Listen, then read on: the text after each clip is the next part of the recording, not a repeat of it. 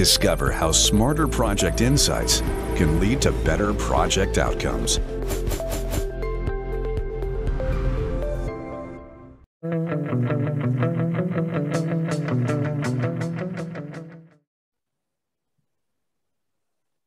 Hello, project people. Welcome back to a brand new episode of the Project Chatter podcast. It's always great to have you with us. And if you haven't pressed or hit that subscribe button, you should, or follow us on your favorite podcast player or YouTube channel if you'd like to see our friendly faces. And leave us a comment and rating. We love to debate, and discourse is part of project management. Dale, how are you, sir? Getting over your cold? Yeah, I got out of the cold. It's good. I mean, the UK is getting colder, which is shit, but my cold's gone. So all good. Glad to have Martin back finally. It's been a while since he's gone MIA, but it's good to see his pasty face. I thought I'd make a token appearance, you know. Yeah, well done. Well, thanks for turning up, Martin. We appreciate it. Now, look, the star of the show today will be a special guest to talk about something very interesting to us in the project space. Today, we're joined by Fred Schebesta. How are you, Fred? I'm good. And just so everyone knows, you know, we need to get this content out there more. These guys are doing a great job. So please smash that like and subscribe button. Get in there. We need to get this stuff out there. This is crucial. Thanks, Fred. We appreciate it. We love having supporters on the show. And look, we're big supporters of you as well. And we always start with a bit of an origin story because it's always interesting to see where people come from. I mean, we all have interesting backstories to get to where we are. And obviously your story is quite a success story, particularly as an Australian. So go Australia. And you're representing us over there in New York at the moment. But where did you start? Where are your humble beginnings, sir? Well, you know, I think I started coding websites back in 2001 in my college room, just unpacking HTML and stuffing it together and trying to figure out JavaScript and started selling websites and, you know, really tried to chase that internet dream as best I could. Mm-hmm. I don't know whether I necessarily caught it as best I could, but caught a little bit of it. First business wasn't that great and it was pretty rough, but selling websites to people is brutal. You know, scope creep and that kind of stuff is just gnarly. So I vowed never to do a services business ever again. You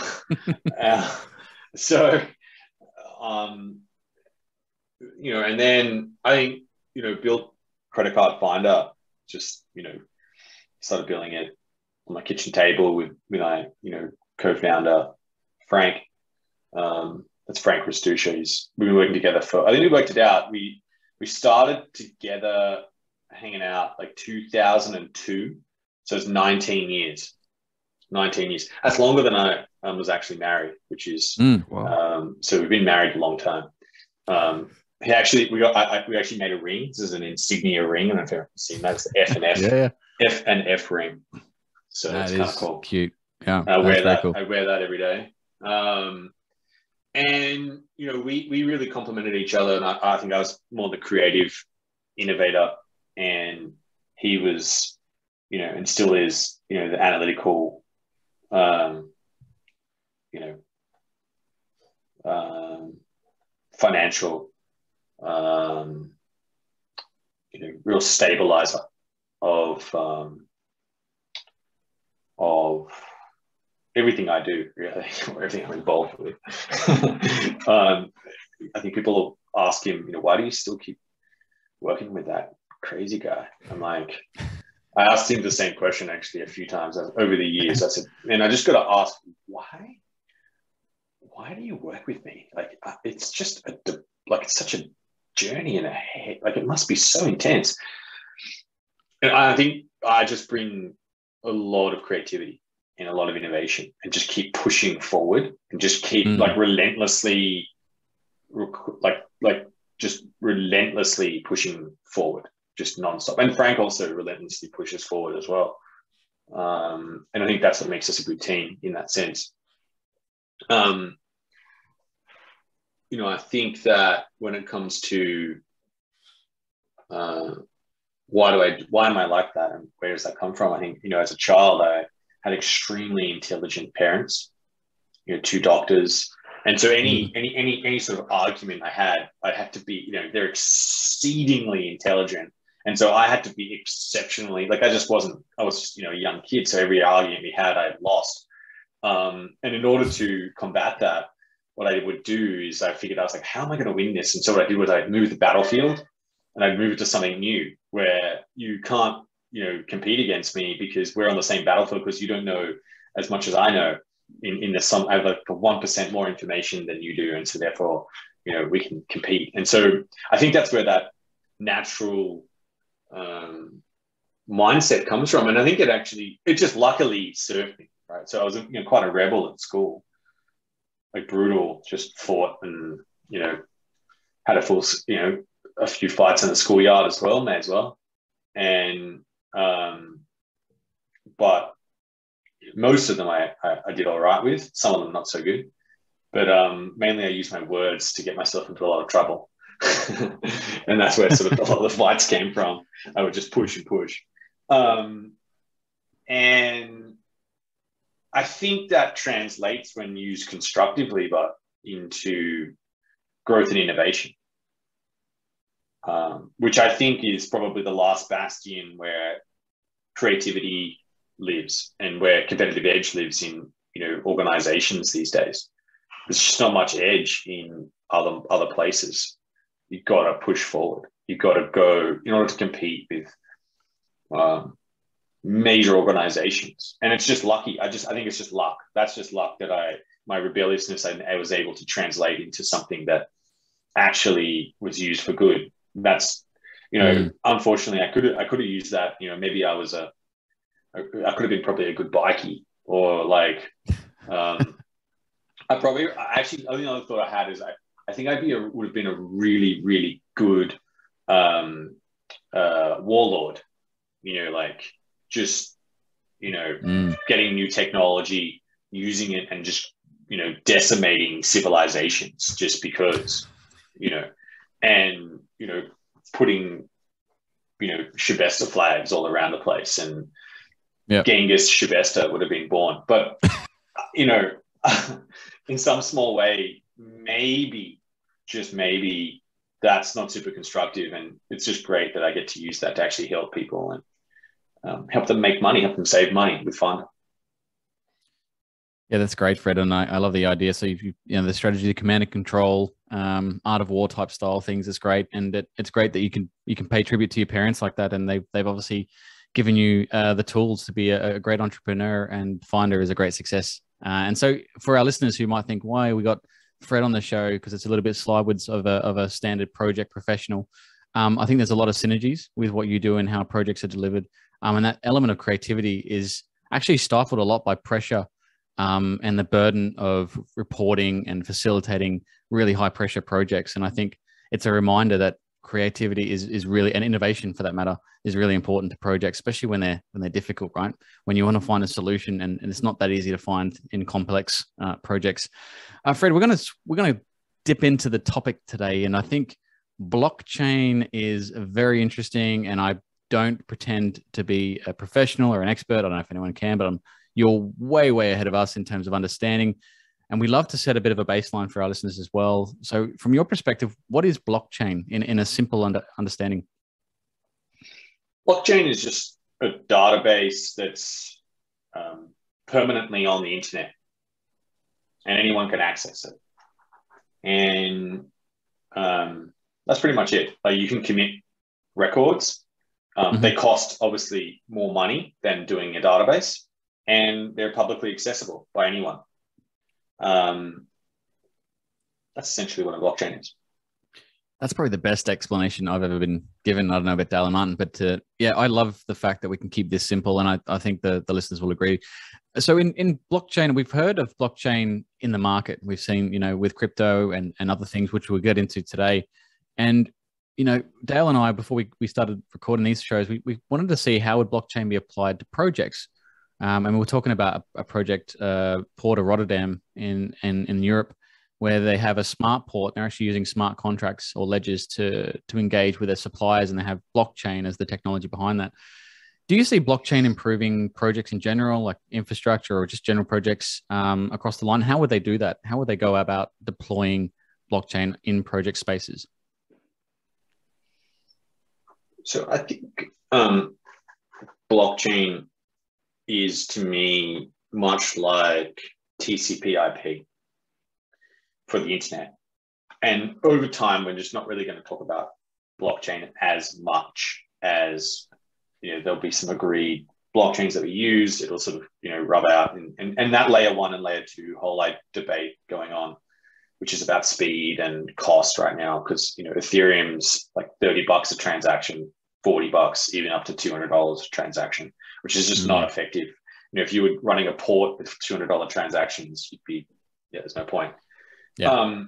So, I think when I look at this and when I think about it from the perspective of application, where is it relevant? I'm seeing right now an incredible explosion, a Cambrian explosion of, and we're all of NFTs, right? NFTs are coming on the scene. And I think that's sort of, a great idea. And what it means is a non-fungible token means something which is unique. It has provenance, and that's probably to some extent what this, reliance on logistics systems in Rotterdam might be looking at as well. But I think the key one that, if I was looking into space and I was building a project, is if you're in gaming, right now, play to earn, so you earn money when you play, is the hottest space in crypto right now. It is like whitest of the white hot. And why is that? Well, if I go and adventure for 1,000 hours in a game to get a magical sword, and then, I can't do anything with it. I can go and potentially trade it on a gray or black market to try and get some money, but then the game shuts you down. Now I feel kind of weird. And also, I can't pass that sword onto my family or my kids. In certain games, certain weapons and certain items have extraordinary value. And when I talk about value, I think it's really important to just contextualize this. Is we're talking about the time value of money. In other words, if it takes you 10,000 hours to get this particular sword, that's worth a lot of money. If it takes you 5 hours to get a certain type of sword, that's not worth as much. And so time value of money can be captured in these games and in all sorts of things. And I think that's a new idea, this idea that time can be captured in a way and traded. I think is just, a revolution that's starting to happen where, obviously everyone said time is money, but now actually time can be captured because it takes this long to go and get X, Y, and Z. Now, if you look at the gaming space, Steam has said they're not allowing blockchain games. And that's, I think, a short-sighted move. But, Ubisoft, Atari are like going headfirst into blockchain gaming. It changes the paradigm because now the player owns the item, not the game. And you're paying upfront to play, right? Which is fascinating in and of itself. And then you get to create value from your gaming, from your strategy, from your skill. And now the paradigm's completely upended. I'm advising a guild right now called Balthazar. It's a Balthazar, like the restaurant in New York or London. That's how it's spelled. And it's a guild. It's a guild where it buys NFTs and it rents them out to people in the Philippines, Venezuela, India to earn money through these games. And it shares in the revenue. And, this is an exploding category of where, you've got a paradigm which used to be gray, now can be legit. Now you've got a beautiful application. And, what's instructive about this, and I think I just want to try and illustrate with that, probably that was quite a prolific example. But I do think my number one thing is that when it comes to projects and blockchain, I don't think most projects should use blockchain. Actually, I think a database is incredible. Databases are so strong. I used to code databases back in 2000 when I went to the first university lecture of a database. And in the first lecture, someone explained to me SQL. And from there, I never attended a single other lecture, but I actually went and built databases because I realized, and basically I went and did my own course in databases. But the power of databases is so under recognized. And blockchain is just really one of those, but it's done in a public manner, in a permanent sense. Now, if you need to do something like that, for example, with a special magic sword, or in Bitcoin's case, a store of value, or you need to do it on a piece of art that you're the owner of it, et cetera, et cetera. That is an instance where I do think that there's an extraordinary amount of value that is created with a blockchain. But in most projects, blockchain just shouldn't be involved. It's expensive. It's relatively slow. It is cumbersome. It is emerging. It's not ready for mass, huge adoption in most projects. I think a database crushes it. It's cheaper. It's ubiquitous. There's more developers in that ecosystem, and therefore you have better succession. From any company and organization, and as that changes, that paradigm changes, I do think then there will probably be more and more ability, not necessarily just to do blockchain, and I don't think it should be used in every instance, but I do think there are specific instances where, yes, it's much, much better to use a blockchain if you need to publicly show to other people proof of something. Yes. And and you need to store it permanently, but otherwise, no, use a database. That's hell of interesting. So you mentioned blockchain, generally it's public, but you get private blockchains as well. And I was thinking something along the lines of the smart contracts that Val mentioned, and perhaps there's something in the commercial space, because in mega projects, there's a lot of ambiguity as to what actually happened, when payments occur. And I'm just wondering if there's something in that to say, well, here's a permanent record of actual events. And so it's not reliant on someone's memory or opinion. It's an interesting space, because you then go into, you say databases, you talk about, you think we have project schedules. Could schedules somehow link into a record that's permanently there as a blockchain, potentially, when you're capturing actual events? So it's a fascinating space. And I think what is coming down to as well in my head, certainly, is that we're not using technology enough in the project space. And we should use it more. I mean, we talk about cryptocurrency. Should we pay, make payments in cryptocurrency? Is that a better form potentially? I don't know. There's a whole raft of various avenues you can go down that projects just, and one thing is, I don't think we're equipped yet. I don't think the appetite is there. I think we have dinosaurs potentially in the space where we're even afraid to automate reporting in some organizations, right? Because you don't trust what that simple automation is telling you. So I think it is a bit of a leap into the unknown here on this specific episode, but I love getting into it. I don't even know if I have a question in this one, but I wonder, it's just sort of a brain vomit, Fred. But I just wonder if, using your creative side and thinking, if we had to apply blockchain and everything that comes with it, could we get creative with blockchain and go, actually, you know what? We could really enhance projects by using this technology. I wonder if I put you on the spot there to get your comments on that. So I want to talk about, I'm going to take the question and I'm just going to move it to a space where I think is quite interesting. And I think it's about the idea and the structuring and incentives around projects and completing them. So let's talk about Bitcoin for a second. I just want to give you a little bit of a window. Yeah. So there is actually developers working on Bitcoin. None of them, or there is one organization where they are paid, but most of the organizations are unfunded. Most developers don't get paid. So let's consider that for a moment. Now, if you go back in time in Bitcoin, the developers that contributed, like I actually know one guy who's contributed 3 commits to the actual Bitcoin code. And I was thinking about it, like, why did he do that? What was the incentive to create something and to push it live, right? So, obviously with projects, obviously time to complete is a critical metric, right? Velocity of engineering, absolutely essential. But also generally, that whole dip when a project starts and you get that motivation dip, everyone's excited and then everyone is like bored and we're not moving anywhere and everything's slowly. And then we get excited again and then we finish. How has Bitcoin maintained that for 11 years now?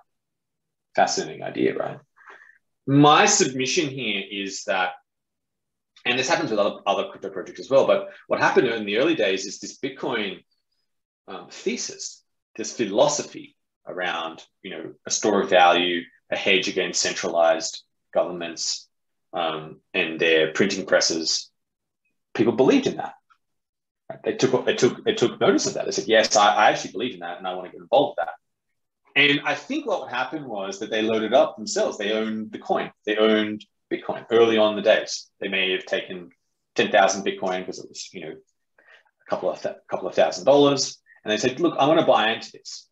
Right? I'm invested philosophically and commercially. And then I think they went and committed code.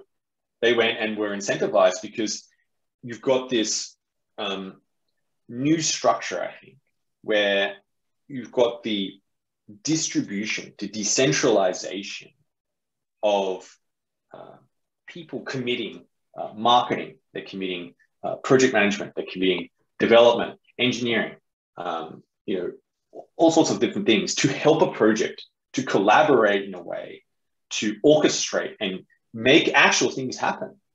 And I think that idea, that decentralization, that collaboration that happens, the community-driven projects, like Ethereum is a lot like that as well. That idea, I think, if you're talking about certain projects where it's a mega project and it's very complicated, bringing that together, or even smaller projects in a way that's decentralized, where not all the value goes to the central entity that created it. In other words, these decentralized autonomous organizations, DAOs, and many of them that are formed now. A lot of the community buy into the coin and they want to drive the project because they believe in it, and huge amounts of coding and engineering and projects are delivered because they're incentivized, because they have almost, you could say equity. It's not quite equity in the sense of a traditional share, but they own tokens. And when they deliver the code, the token value goes up. And so they get a derivative value for their time commitment that they've contributed to it. Now, I think that idea is a very, very powerful idea from a project delivery perspective, that you can take the value creation and distribute it openly to people who want to put their hand up, give them percentages or a certain amount of the value that's created, and say, hey, if you want to contribute, you can contribute. If you don't, that's fine as well. But if you do, we're going to put up, so there's these things called proposals in DAOs where you can put a proposal together, if the DAO votes, and if you get attributed, a certain amount of value, you can then go and run your project.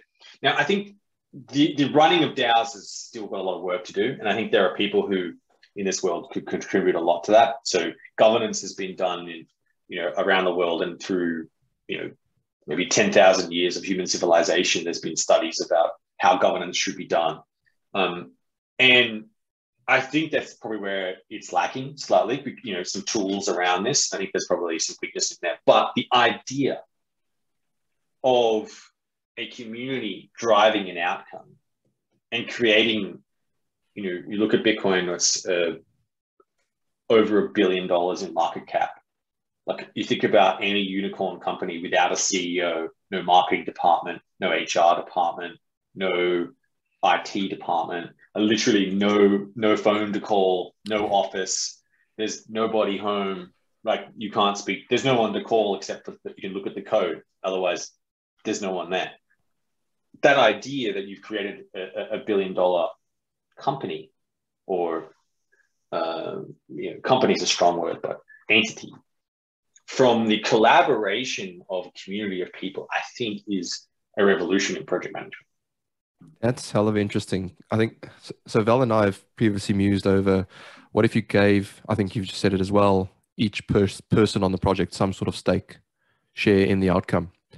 And I'm thinking, I wonder how many people out there would work on those terms in the construction space or any mega project space, because I think it depends on timing of when those returns would come back. Because sometimes you work on mega projects which are literally years, sometimes decades, and the benefits are only reaped years or decades later. Do you have sort of long-lasting projects like that in the Bitcoin space, that people only reap benefits far in the future? And how do you sort of keep people incentivized in the near term? Because we all have livelihoods. Is there something we could borrow from that aspect as well? So I think definitely, I think Bitcoin's a great example. I think that, again, there's early devs who were involved with it, were investing for the long haul because they believed in it. And you know, there's some sort of balance between, and every, you know, people that have a job, and then their side hustle is to contribute to these DAOs and communities, and maybe eventually that they turn into. I know many devs that literally are just, they've got a lot of earnings from crypto, and now they're not really interested in taking on many projects unless it's super interesting, because they just, you know, sit back and they earn yield. They're almost impossible to hire. You know, and that's because it's shared, right? And as it should be. And I really believe in that, and I love that. In terms of that short-term booting up, there are projects and DAOs that pay, you know, stipends, and it does happen, definitely. And there's some sort of hybridness nature to that in the beginning, but over the long haul, you know, the engineers and the contributors that had a lot of tokens in the beginning, you know, small numbers of tokens even that turn into large numbers are worth a lot. And so I do think it has, you know, proven time and time again, like if you bought Ethereum at 10 cents or you bought Bitcoin at $1, you know, and you held on to it for 10 years, you'd be pretty happy. Yeah, interesting. And if I shift gear slightly and get back to sort of the contractual nature, and what we might use that for. I was trying to think outside the box, and I'm not very creative, Fred. You're far more creative than all of us combined. But I was trying to think, could we potentially replace the entire commercial team on a project by simply writing a smart contract that's self-executable, you know, on a project? As you deliver stuff, boom, payments go. Is that something we can do, or is that a bit of a stretch too far? No, I think that happens already. There are smart contracts that run with a DAO, and once the code's delivered and it's voted upon by the other side, it just executes. The wallet addresses of the people are in there, and it literally just pays them. There are contracts that slowly pay over time, so they pay little bits when things are delivered over time, so it's almost a salary to some extent. You know, there's all sorts of definitely that's very possible. I think. How much effort would that take, though, for someone to write? Because so we've got frameworks that we use in the various types of sectors, whether in construction or defense, whatever the case may be. And then you also have some, obviously, bespokeness to the contract as well. And if it's particularly complex, you'd have a lot of people sitting around, legal, etc., putting that together. How long would something like that take to write a smart contract? I mean, I know how long's a piece of string, but I mean, you know, we're going into sort of fantasy world here. If you give it a bit of a construct, just to give us an idea of what that might take, the effort involved. Like a smart contract is just if statements, if this, then that. It's you know, I don't think it's more arduous than most other coding, unless you're doing something quite complicated with, you know, certain curves, you know, yield curves, and there's some complexity in that, no doubt. But if you're talking about a binary outcomes and a vote, not massively arduous. And there are templates out there. I think you're exactly right. I think it gets more and more complex as you get anything more qualitative in terms of the delivery of an outcome, then yeah, it's very difficult, because that's really relying on a human to a large extent to determine whether or not it is delivered. Whereas, a binary outcome can very much trigger, there are markets, prediction markets. So basically two people say, hey, I think that it's going to be 22 degrees tomorrow. And the other person says, I think it's going to be 12. All right, well, I'll bet you one Ethereum on that you're wrong and I'm right. And it looks at an oracle, which is like a price or a weather meter, and says, okay, what was the temperature? We all agree that oracle is the answer, and it just executes, and it will pay out the wallet that won. That gets pretty extreme as well.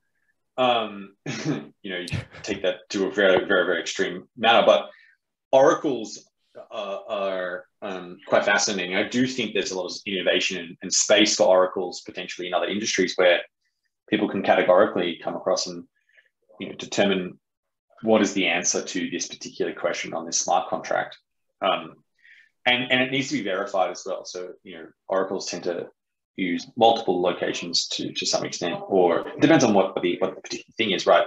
If it's the Bitcoin price at a particular moment in time on a particular exchange, then it's relatively binary as to what that is, or the Apple share price, closing bell on New York Stock Exchange, as opposed to some other of the smaller exchanges. Same thing, right? But I think no doubt, like you said, the distance between binary and analog outcome that you need to determine will determine the complexity of what is required. Yeah, it's a hugely fascinating, interesting space. And talking about betting, the betting man amongst us is Mr. Martin Curriston. So we're going to hand to him, Fred, and he's nicknamed Machine Gun Martin, because we try and give him a section where he comes out with particularly awkward questions, but I think he's out of his depth this one. Martin, what do you got? Yeah, I bet your foibles are a bit out of my depth on this one.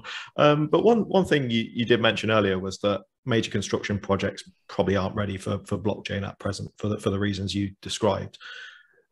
But do you think in the future that blockchain could be used to help manage and scrutinize some major public projects? And are there any governments out there in the world that are using this kind of technology to manage public spending?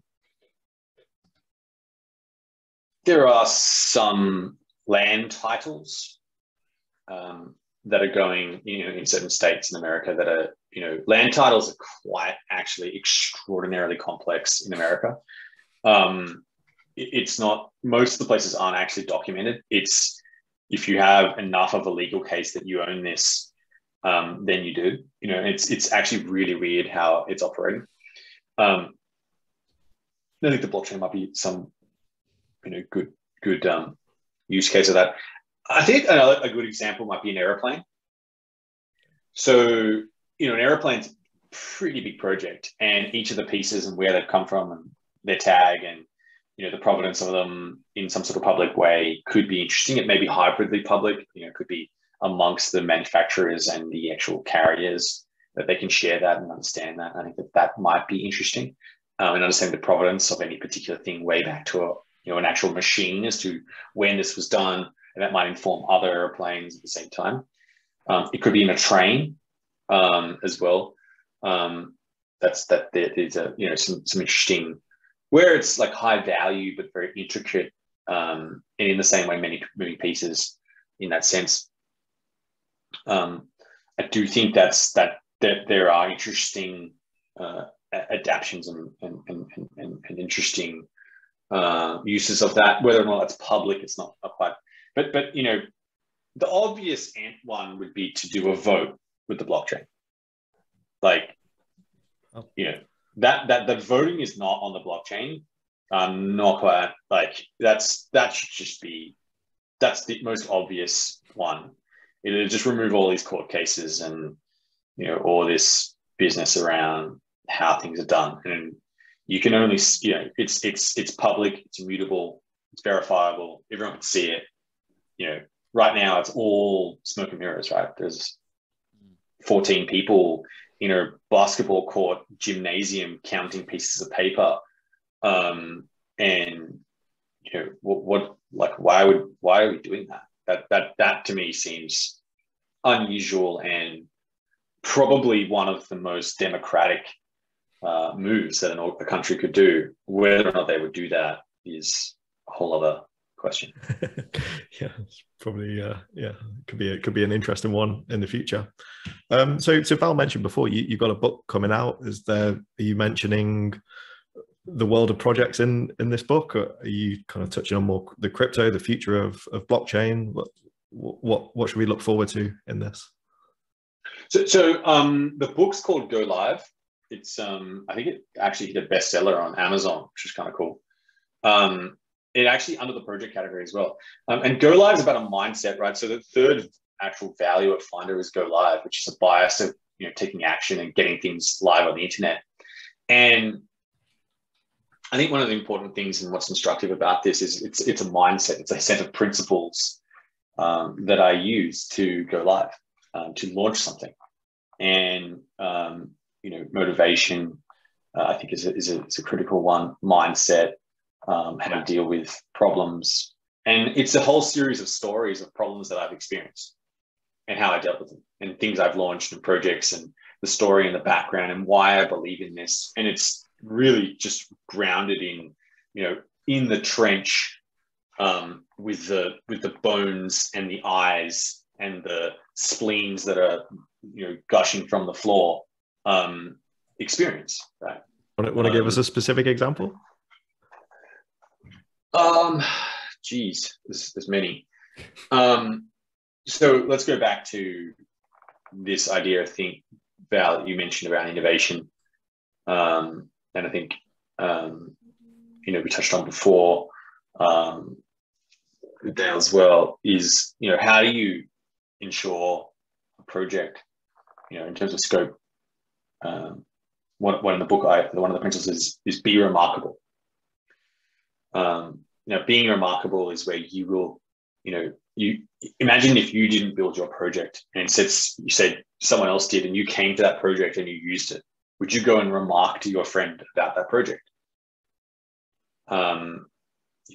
If you look at your imagine you looked at your website and you didn't own your website, someone else did, would you go and use your website? It's a fascinating question in and of itself, right? And so what I always try and aspire to is to create things that are remarkable, that you are willing and want to remark to your friend about it. And that's the aspiration. That's where I think alpha exists, where you don't get beta returns in the market. You get some sort of great outcome for the company, for the organization, for the whatever it is you're working to deliver this project for. And how do you do that is what the book talks about, and talks about the stories about how I've done that. And I think there's always this great challenge in any organization where the rational idea is not to innovate. The rational idea is to do more of what the core business is doing. That's actually a very rational idea, and actually it serves most companies for a long period of time because you stay focused and the company grows. The issue, but with that, is that you will at some point experience a massive disruption. And what tends to happen, this is what's unusual, is it happens slowly and then suddenly. If you look at any financial market, it doesn't do anything for 10 years. And then in 2 weeks, the entire space changes. That's how things happen in business. Everyone knows blockchain's out there. Everyone knows cryptocurrency is faster to send money around the world. Everyone knows it, but we still use the other way. Slowly, and then suddenly people will just change. They'll just stop doing it the other way, and they'll just all pile into the other way. And I think that's like with anything, right? So, but I think if you want to be ahead of that, and you want to be where your project is relevant, where you are part of the other side of that, my suggestion and my submission is you need to uphold and deal with all the problems and doubts and objections to be remarkable. You need to be remarkable. Otherwise, you are just part of the brown, gray muck of creation. I love that, Fred. That was well said, and we agree. We think, you know, the personal branding and making a remarkable project is important. We talk about quality and improving and contributing to something. I mean, who wants to contribute to the brown muck and the ordinary? You know, we should all aspire to be remarkable, and I think it's a great point. I'm going to go back to a few points because you made some great things when you were talking to Dale about blockchain and how it would be applied on projects. And I was just thinking, this is obviously all future state, right? What we're in at the moment, we're in a future space because really projects aren't really ready for it. But I love the bit you said around the time, the value of time and the investment, and that was the return. And, you know, you've heard data mining, but I think the two things we've commoditized in at least the digital era is time and attention. And it's very interesting to me that, you know, we haven't really picked that up across, as you said, it hasn't really hit that change or that inflection point yet, particularly on projects. But it's a very, very interesting space to be in. So can you make it a return and equitable for everybody to get a piece of the pie when the project's completed? If it is incentivized to complete early, do they get some type of reward if they invest X amount of hours? And how would you regulate that? That's very interesting to me. And then the other thing I said in my head, I was like, from what I could take from your conversation with blockchain, it probably works on those binary conversations or even those approval links.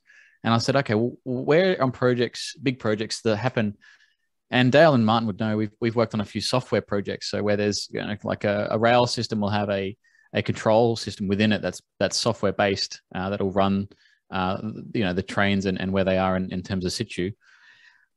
Would that, in an engineering perspective, because what they do is they, you know, in a software or systems engineering perspective, they would review the code and there'd be a workflow to that.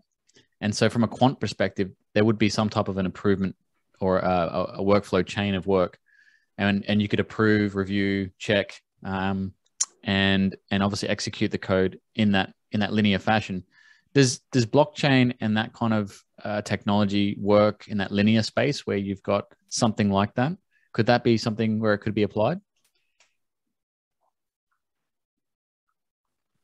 I think it depends on the degree of importance. You know, I guess with a train system, that to me sounds relatively important. Yeah. And logging that in some way, shape, or form, right? Absolutely. Again, I think an aeroplane, another good example. A major banking system, another good example, where you can commit, you know, maybe a hash of the code base, and you can see specifically who did what, when it was done, how it was done, things like that.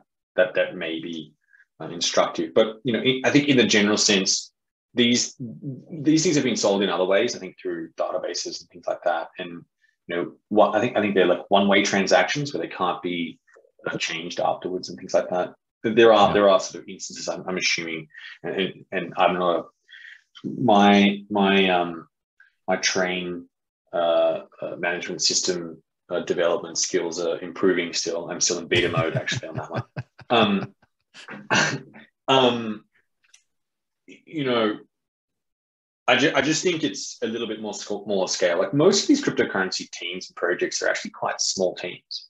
They're actually, you know, and I'm a big fan of the Mythical Man month book. You know, you add more people to a software project that's late and it doesn't actually get faster, it gets slower. And just all of these, I love that book, and I think it's instructive. And I think you know, there's a great Wikipedia page that sort of unpacks it. I'm sure maybe we could put that in the show notes or not. Definitely. But I think it's a good one to look up. And I think that idea, I think in crypto, what they've done and what tends to happen is you've got very proactive, prolific people coming together that I think in this case, you know, that complexity is still massive, right? So if you mess up a blockchain where there's billions of dollars moving around the world, you know, trillions of dollars continuously, that's not great. That's probably at the same level of a train system, right? You're talking about people's money. And so, you know, making changes to that takes huge amounts. Like Ethereum's been trying to scale for like 4 years and, you know, it's still struggling, but that's because you're kind of tinkering with the stem cells of the the actual blockchain itself, which, you probably want to test a few times or a lot of times and help it scale in that sense. So I do think it's analogous in a way, but I just think it's just distributed and decentralized in that sense. Yeah, no, that's great. And I think the it's interesting to know that it probably isn't the best tool yet for scalability, but maybe that'll change. And the other element I thought it might be useful for applications is in the procurement space, where you do have that binary position, particularly for materials, heavy materials that you're procuring for a project. It could be steel, could be whatever, or it could even be modular prefab, designs that are coming to the site. It would potentially be something that could be blockchained. Whether it be useful or not, that's interesting as well. I think all of this stuff is kind of future state. So could we use it for procurement? Could it be something that helps streamline some of those contracts or even the financial ledger? It could. Whether it would beat the databases, as you said, Fred, not sure. But it's good to think outside the box. And I think what you've brought today is a bit of innovation and a different perspective, because a lot of the time, I can guarantee a lot of project managers wouldn't even know what blockchain is. There's a lot of interesting spaces that are coming up, Fred, in this space and in projects. One of them is around the use of blockchain. The other one's around machine learning. We're seeing a lot more common conversation and companies start up in that space. Even to the degree we've had some government agencies looking at quantum computing. I'll probably just really touch really briefly on quantum. I don't know if you know anything about it, but is there any point in time in the future where blockchain and quantum computing are going to be evolved with each other, or are they separate beasts? So a quantum computer, I actually spoke at the IBM conference on quantum computing, and I saw their quantum computer as well. So essentially, awesome. The number of qubits is what it's all about, right? And you need to get to about 1,032 qubits quantum computer, and we're currently probably where we can keep it stable at around, say, 30, 40, maybe even 70 sometimes level of quantum computing. But at 1,032, I think it's around that number, you can essentially crack Bitcoin in 10 minutes. In other words, you can crack the SHA-256 security algorithm, which would essentially mean all email is now easy to access. You can unpack it. All bank security, or like a credit card could be cracked very quickly in that sense. And so that's the reality, right? So what you can do is then you can just scale the algorithm. That's not, or just change it to be more, a different type of algorithm. So a different type of cryptography to deal with quantum computers. I think it's a long way away. So the biggest issue with quantum computers is stability, right? You've got to keep the qubits cold and you've got to keep them stable, and I think it's still quite a way away. Probably, humans, Bill Gates said, humans overestimate what could be done in a year and underestimate what will happen in 10. And so I'm going to give it 7 years for a quantum computer to be solid and stable. There's a hedge for you there. I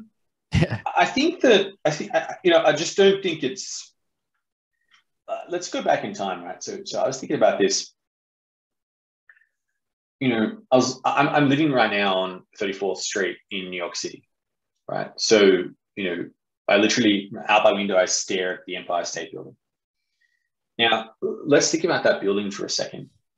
That building was constructed with no iPhones, no Intel processors, probably some relatively simple mechanics, and yet that stands and is solid and is an incredible building. It's a feat of human ingenuity, I think. Let's go back in time, maybe, with the pyramids. Again, no iPhones, no circular saws, no combustion engines in order to, engage with work. And yet these engineering and these projects have been delivered, right? What I think is, and what's probably instructive, is if we went and looked at the principles of what the Egyptians used to create the pyramids, of the principles of what the the project managers of the Empire State Building put into motion. I don't think they've changed. I don't think they needed quantum computers, and I don't think they needed blockchain, and I don't think they needed AI or machine learning.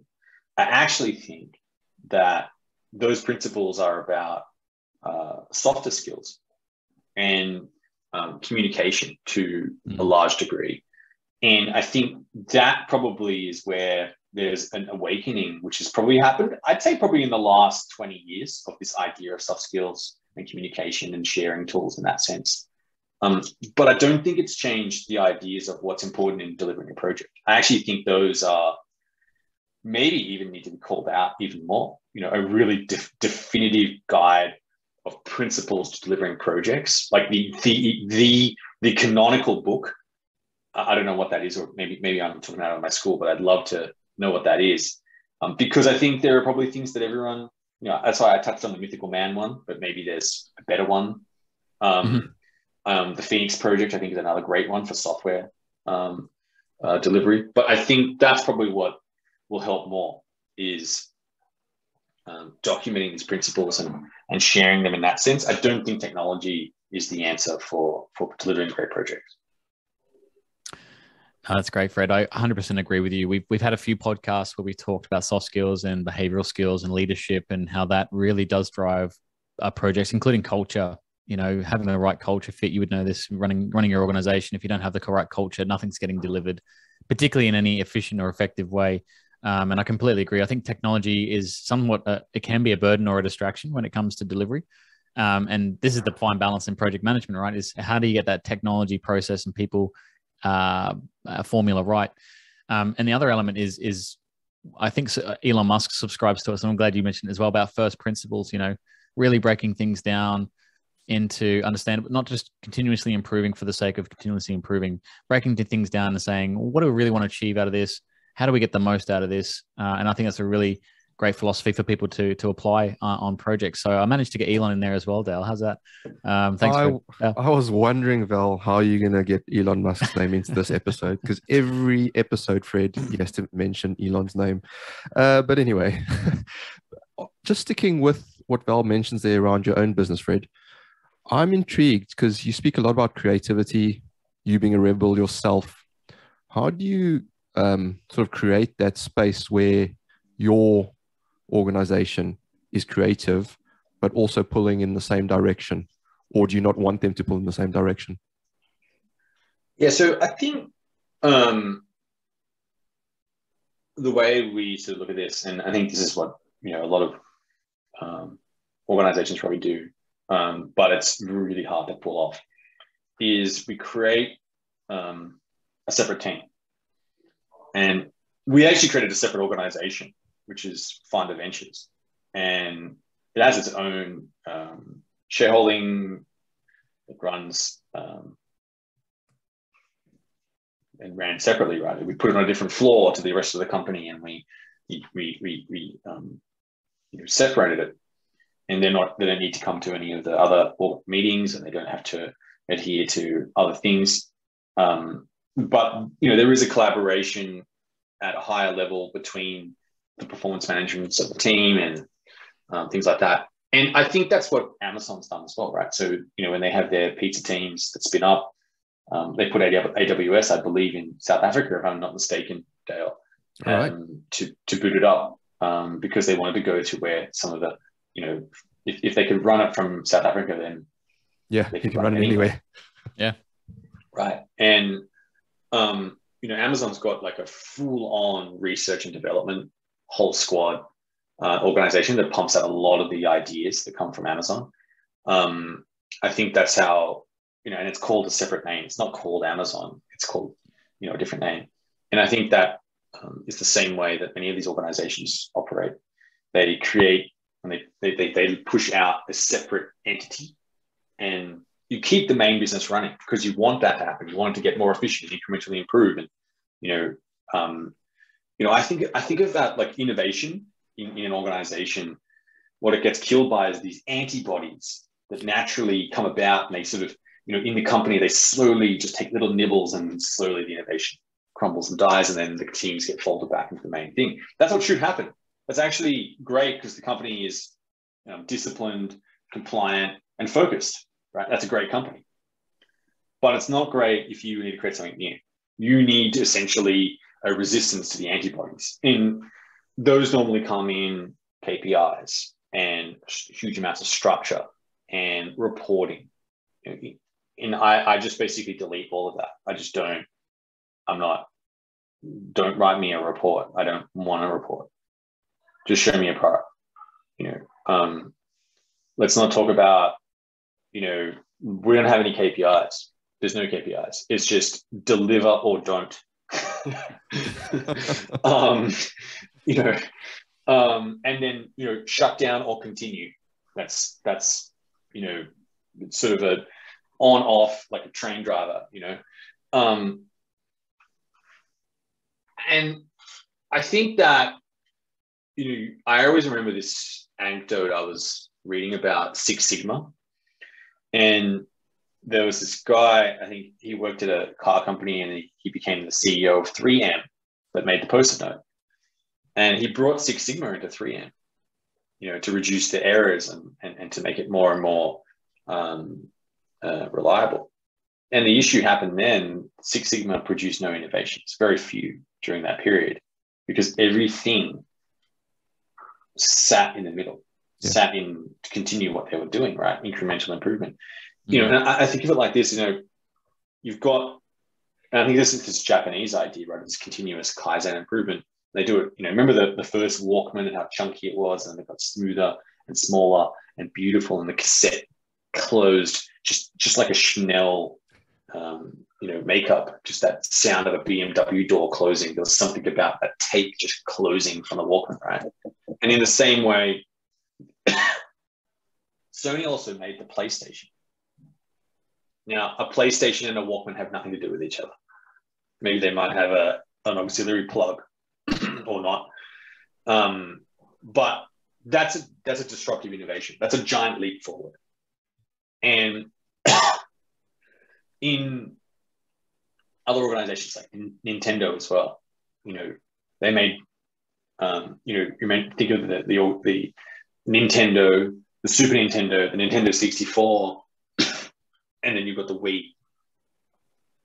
And now you've got this callback where, I think the Switch is just such an incredible callback to simple, low energy, low mental inertia and load to play the game. And it's calling back to those days because, the attention economy and the time economy has basically sucked up all that energy. And so when you come to gaming, you just want a low energy game. And that's remarkable, right? To keep reinventing, to keep repositioning. I think, Japanese companies do that exceptionally well. I think in a different sense, Korean companies, I think, really imitate and then innovate on top and do it in, you've got the Japanese Honda and you've got the Korean Hyundai. It's like two H's, kind of mix them up sometimes, right? You've got, the Toyota and the Lexus, you've got the Kia and the Genesis. Good model, and incredible marketing, and I think in my view, I think South Korea is really probably one of the most incredible growth nations we've seen in the last, say, 50 years, right? To go from South Korea used to be probably 150th in the global wealth list, right? It was a very, very poor country, and now, I think that they're really, really getting in. Their music is incredible. Now you've got them. They've cracked the #1 spot in Netflix. You've got cars that are looking incredible, and they're competing head to head with Toyota. You've got an incredible cell phone organization with Samsung. They make great TVs, electronics, and I think you've got this modern industrial era country, which is really, really gone to another level. I don't think, but if you look at those countries and those innovations, a lot of them are still rooted very much in the industrial era. And I think of it like the next era is like the digital industrialization. Everyone says software is taking over the world. I just think, electrons are taking over atoms. That's the way I see it. And that's probably not, where I think their greatest innovations are today. I think, they're still solving a lot of the atoms problems in some way. I think the electron ones are, there's incredible ones in different organizations, different countries around the world. I think Israel is an incredible electrons country. I think that China has incredible electrons as well, and the mastery and the digital industrialization of that country and its proliferation. I think ByteDance is at least a 4x over WhatsApp and Instagram. It is so addictive, and it's mastered the human map of dopamine. Like, I bet it's just too much. But I think, sorry, I wasn't jumping. I think that it was just sort of a riff on. No, it's great because I was listening intently, and I think what I'm picking up from that is that they had to have some sort of creativity. They couldn't just stay in the box. They couldn't just stick in the lane to produce what they produced.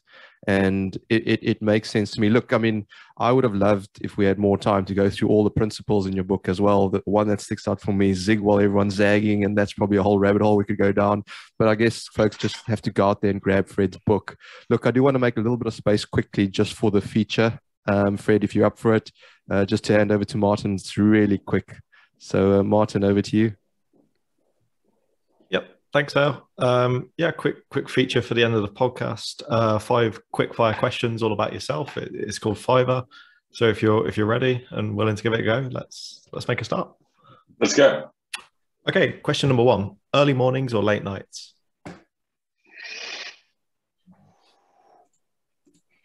I'm going to go early mornings, but that's because I'm still awake from the night. Good lad. What are the 3 must-have behaviors you look for in successful project teams? Ability to deal with ambiguity, proactiveness, and a recovery mechanism. Nice. Interesting. Number 3, what's the best book you've been gifted?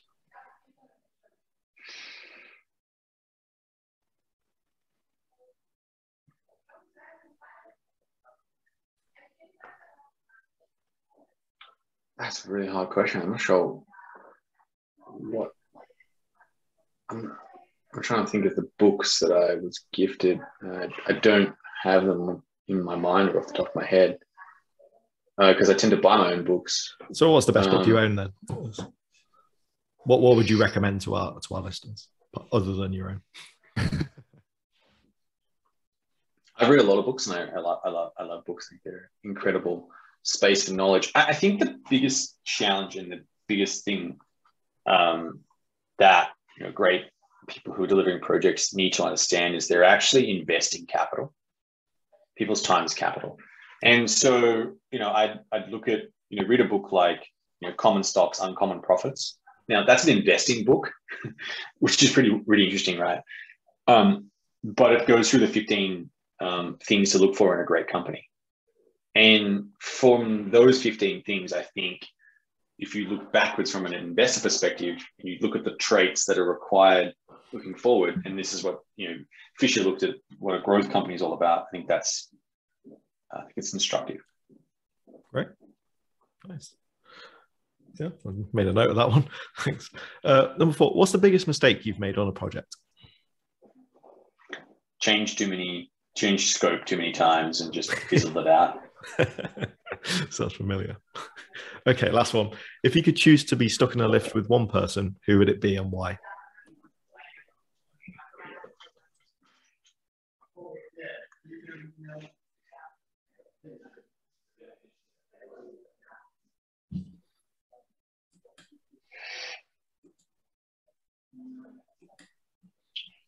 probably a really good chef. So is that, we're hanging out, we may as well, do something. Eat something good. Brilliant. Thanks a lot. Amazing. I think Matt Levy said something similar as well. He'd be stuck in a lift with a chef. He said Gordon Ramsay, I think.